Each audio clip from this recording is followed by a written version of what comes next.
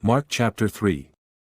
He once again entered the synagogue, and there was a man with a withered hand.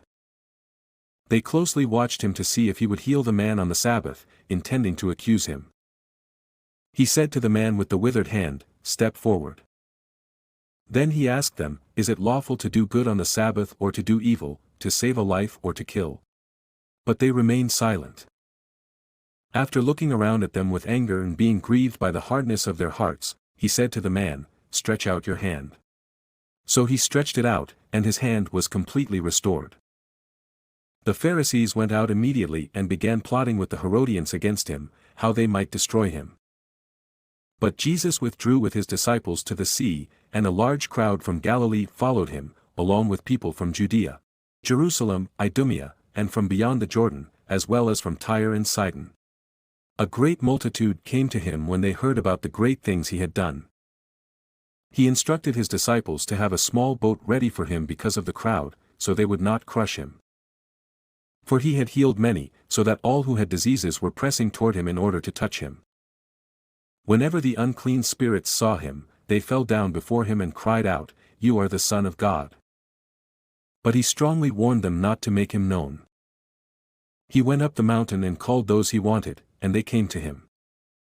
He appointed 12, whom he also named apostles, to be with him, to send them out to preach, and to have authority to drive out demons.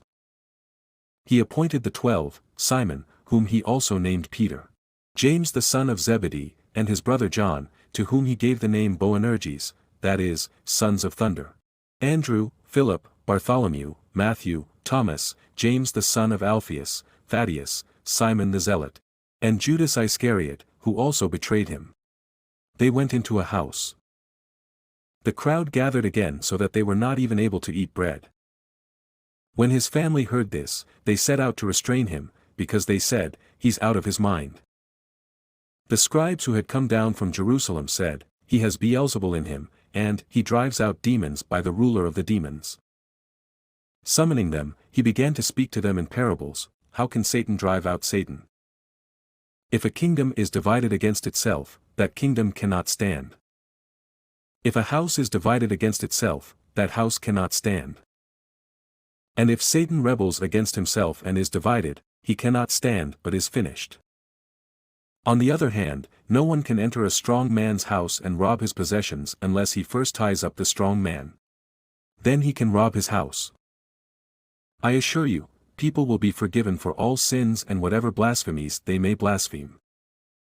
But whoever blasphemes against the Holy Spirit never has forgiveness, but is guilty of an eternal sin, because they were saying, "He has an unclean spirit." His mother and his brothers came, and standing outside, they sent word to him and called him. A crowd was sitting around him and told him, "Look, your mother, your brothers, and your sisters are outside asking for you." He replied to them, "Who are my mother and my brothers?" And looking at those who sat in a circle around him, he said, "Here are my mother and my brothers. For whoever does the will of God is my brother and sister and mother."